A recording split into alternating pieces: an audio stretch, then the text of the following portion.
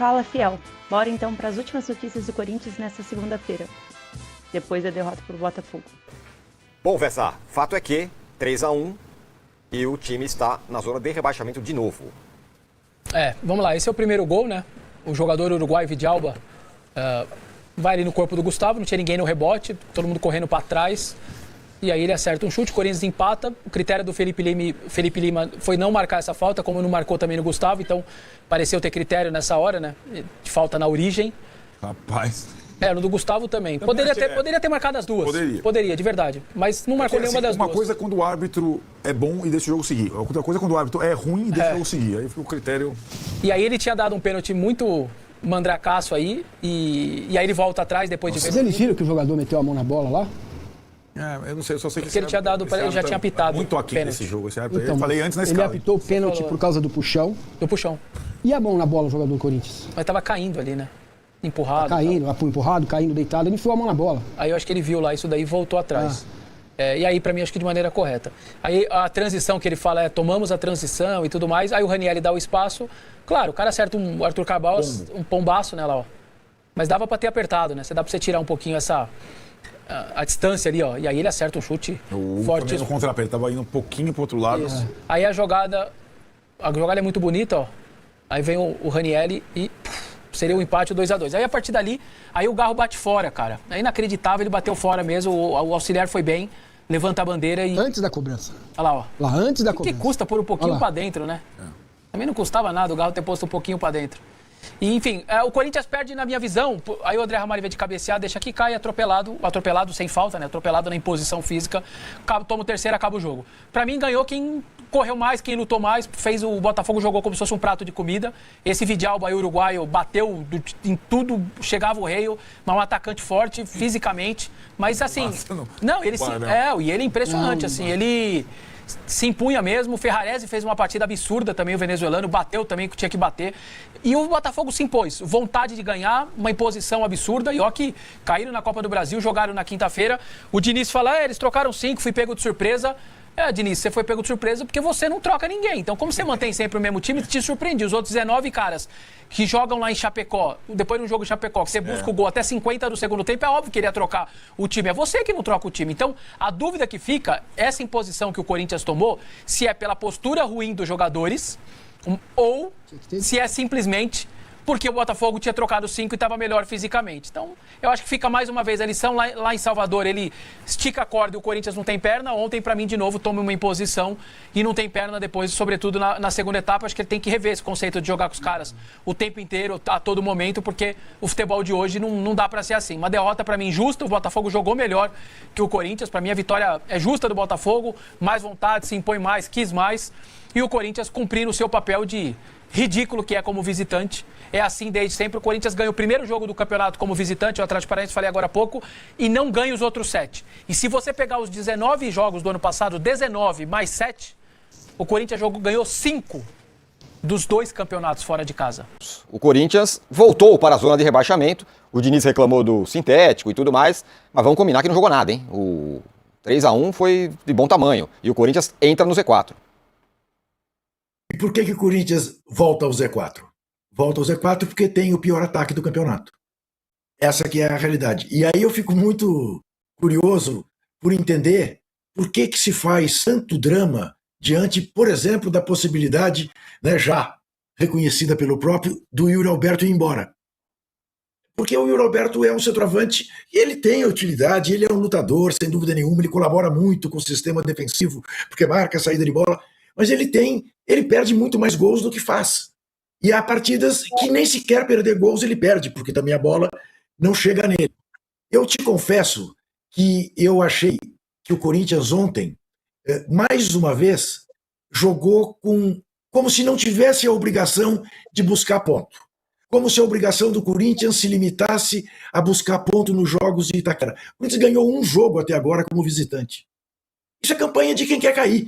Eu continuo insistindo, não acho que vai cair, porque tem gente pior. E a situação não é assim tão dramática. Está no grupo dos rebaixados por falta de gols, por ter menos gols que o ataque do Santos, embora seja melhor do que o Santos. Enfim, né? Porque vexame foi o Santos tomar de 3, como tomou com Itaquera lotada, com 45 mil santistas. Mas eu acho que o rame-rame do Corinthians vai ser esse. Vai ser esse. E fica assim um pouco a aposta nas Copas e uma certa naturalização, embora as entrevistas todas sejam referentes ao fato que o Corinthians não pode estar na zona do rebaixamento, mas o fato é que o Corinthians está na zona do rebaixamento, ou próxima dela, desde que esse campeonato e os 3 anteriores começaram. Essa é a realidade sem vergonha do Corinthians, infelizmente. Né? Por mais que, de alguma maneira, as conquistas recentes ainda tenham efeito junto ao torcedor. Você não tenha dúvida que Corinthians Atlético Mineiro, que é o próximo jogo, vai lotar Itaquera, precisa ganhar 3 pontos. Aí, provavelmente, se ganhar, sai da zona do rebaixamento de novo. Passa o período da Copa longe, não sei, porque depois tem o Grêmio ainda antes, lá em Porto Alegre.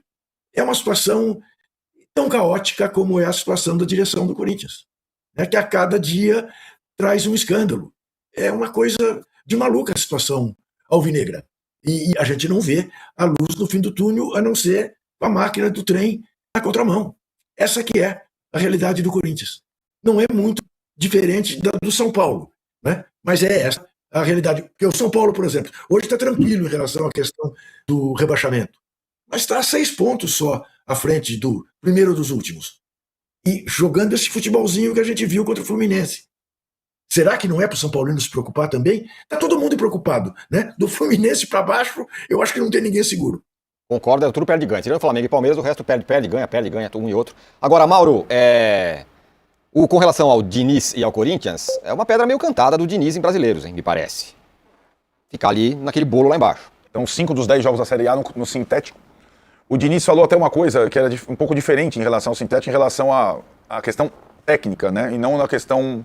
a vantagem esportiva do Botafogo, no caso, e não a questão das lesões e tal.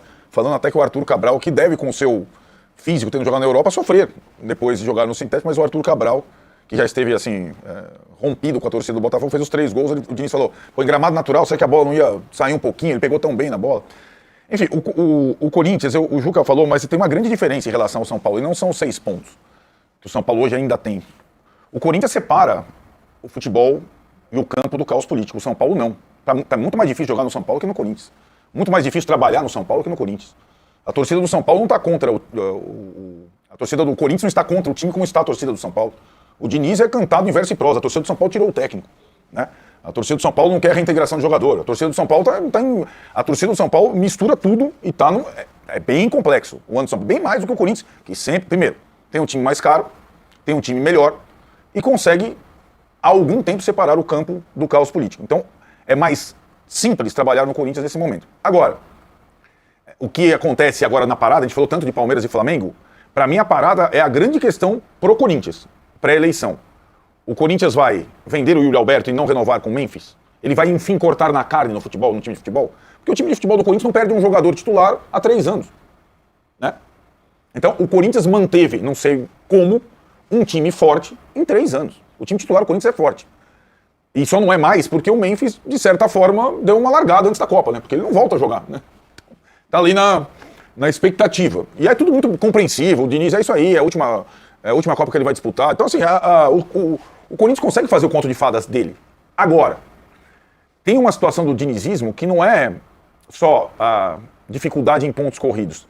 É uma convicção que ela é tão diferente dos demais treinadores que a gente não sabe qual o prazo de validade dela, que é a insistência nos mesmos jogadores em 3 jogos por semana.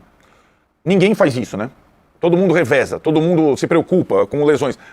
Curiosamente, é verdade, também eu tenho que dar a mão palmatória, os times do Diniz têm poucas lesões musculares. É verdade, é verdade.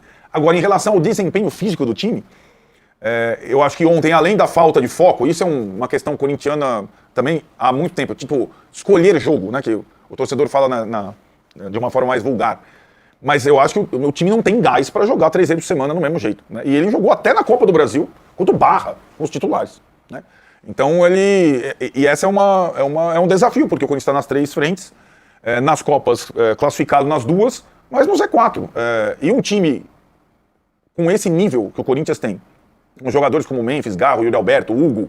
Aliás, o Hugo também pode ser negociado no meio da parada. Vamos ver como é que fica. Não dá para o Corinthians estar no Z4. É vexatório. né? A campanha do Corinthians é ridícula. E outra diferença, né? O Corinthians tem casa, o São Paulo não tem casa. O São Paulo não joga no Morumbi, no Brasileiro. Vai voltar a jogar agora com o Botafogo depois de um mês e meio.